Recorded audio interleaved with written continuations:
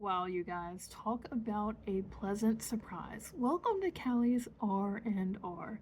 Today we have Ice and Flame. I'm 92% sure that is the real title. Okay, this is a hear me out watch. Okay, you're gonna watch like the first 10, 12 minutes and be like, yeah, kind of meh, kind of cringe. Or you might love it, I don't know, but I was kind of like, meh.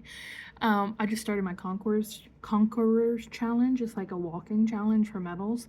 And of course, I need a luxury watch. So I put it on. I was like, this ain't gonna do me. And I was like, I literally was about to turn it off because I'm like, I need stimulation. And I was like, wait a minute. It just shifted gears and like magically they became super good. Like, I don't know, like chemistry, acting, like everything was lining up. I was like, what the hell? Like, and anywho, so the concept of this one is essentially there's a reporter named Emma. Okay, she's undercover, and unfortunately, while she's undercover, the guy she's undercover trying to get a story on, um, tries to like SA her. And because of that, while she's at the bar, Grayson, the hockey player in this one, he comes over and he's like, hey man, cut it out. And because of that, the guy she's trying to get a scoop on, he pretty much leaves. And she's obviously like, oh, you ruined everything. Like, okay, now I'm screwed at my job. And then that's why I said it was cringe, because it started off with like her boss like shoving her on the ground. He's like, yeah, you ruined everything. You ruined our entire story. And he's like, pretty much, I think he said she was fired or she was going to be fired. And she's like, no, no, no, I can get a scoop on you. And she's like, I can get it on Grayson, which is Dylan Grayson is the hockey player. Like, he's like the captain on like a popular team, whatever. Okay, so she pretty much gets a job hired as like his like babysitter, if you will. Think like in the words, but except for it being a musician, it's a hockey player. Okay, so she's pretty much his babysitter, make sure he doesn't drink, doesn't get in any trouble, shows up to school training on time. And she pretty much gets in the inside area of the hockey situation. um and also totally random, you see Grayson's whole booty. Okay, I was like, I didn't know that was allowed, but okay, whatever. Just so random. I wasn't expecting to get mooned. But anywho, so obviously she's like checking him out a little bit, but she takes her job really seriously. And that's what I mean when it starts to like starts actually getting pretty enjoyable, because like it isn't just like her fawning over him the whole time. Like she's actually taking it seriously, and the whole thing. And of course he's a little flirty, but he's not like a creep, trying to creep on her. And he's kind of a drinking playboy type thing. And he has a teammate named Chris, who's like the second player. Like, he's not the best player like Dylan, but he's like the second best player. And you also have the coach, who pretty much took Dylan in when he was a child because either his parents died or abandoned him. They don't really clarify that I can remember. So he's really close to the coach and thinks of him like a dad figure. And then you have Lauren, who is the PR manager, and her and Dylan have like a fling going on. They've been hooking up, stuff like that. And, just along the way, Emma, is that her name? Yeah, no, I forget immediately. She starts to fall in love with him, and she starts to like, change her style up a little bit, be a little more, tailored, if you will. And again, he's not really, hitting on her too much, but there's this part where they're at the bar and one of his teammates like drugs her so she'll chill out so that, Dylan can, party without getting yelled at by her. And he's like, oh no, that's not cool, man. And he brings her home and he doesn't even do anything skeezy. He unzips her dress for her, and even though she's very much encouraging it, he just leaves her in bed. I was like, that was so refreshing. Like, they don't even kiss until very, very late in the vertical. And I was like, wow, I really like that. Like, don't get me wrong, I love a good sexy scene, but like a lot of them are like super rapey, and I'm like, ooh. But this one was like, all right.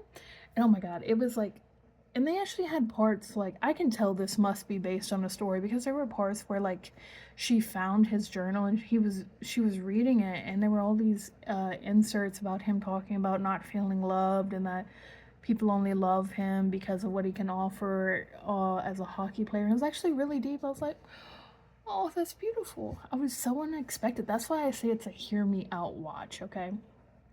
So she's seeing that, and obviously she's slowly falling in love because she's finding out this whole other side of him.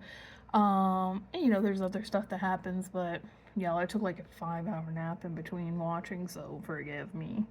Okay, I have insomnia.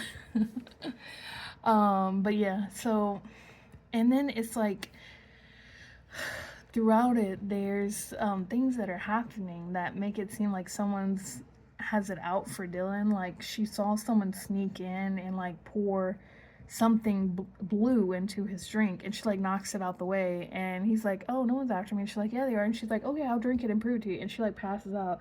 So it's pretty much trying to get him off the hockey arena, if you will, you know, so he can't play. And they're all along the way, she's also documenting private stuff he's telling her. And then you get, this was another deep part, like he was actually like crying, like because he found out that Lauren was pregnant, and he said, I already know that if I want to have a relationship with the child, I have to be with Lauren, or she'll never let me see them. And it was like you had to watch it to get the full emotions. But I was like, damn, this is deep, man. Like, and he was crying. Like, they were actually both phenomenal actors. And Lauren, I thought she did a phenomenal job too. The other actors, like, it might have just been how they were written, but like those three were my favorite. I thought Lauren really committed to the role. But obviously Lauren's pissed because her fling is not working out. So she, but then you find out that Lauren had lied about being pregnant, and then she also stole Emma's phone with all the notes and the dirt on Dylan, and she released it under Emma's name. So he thought she betrayed him, and he's like, wow, the only person I had finally trust, because he has really bad trust issues, betrayed me. And pretty much, you know, she gets kicked out, and then luckily, though, he gets drugged again, but he actually drinks it this time, and he passes out on the field during like the sixth game, because there's only two left to win.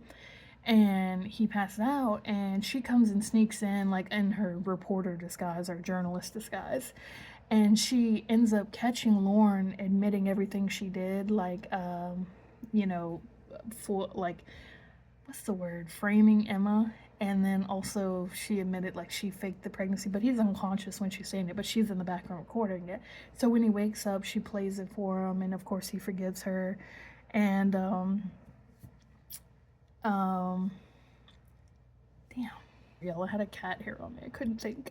But yeah, so then they get back together, and they're like, she's like, well, do you think he could be your coach, because he was the one that handed you the drink? He's like, no, he's like a father figure to me. But then there, I got the fucking cat. Sorry, y'all. I know, disgusting. But you know, the coach pretty much proved that it wasn't him. And they're like, okay, well, what the heck? And anywho, Grayson had gone for the last game, and you know, Emma was home sleeping after their wild night of fashion. And someone broke in and smashed her over the head, and it was Lauren. And you're like, oh, it must have been Lauren that planned all this. And it turns out it was actually Chris's dad, because he was doing a laundering scheme. And also, he just hates his son. Like, he does not like him. He thinks he sucks. And he had pretty much been using the absence of love, like the absence of his love, to kind of like, I don't know, force Chris into doing things to try and earn his love or his attention, some shit like that. And then Chris is like, oh no. And then Lauren's like, wait, I didn't want to murder anyone. So she's like, I just wanted to, you know, make Grayson miss the game as revenge for him pretty much dumping me and getting with Emma instead, which, fair, but also don't be killing people.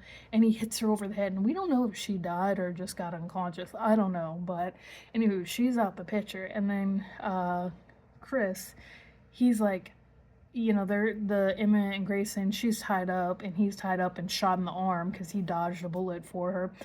And they're all like, he doesn't love you, he's using you. And he's like, he finally believes him, and he shoots his dad. So, and then he exposes everything to the reporters, and happily ever after.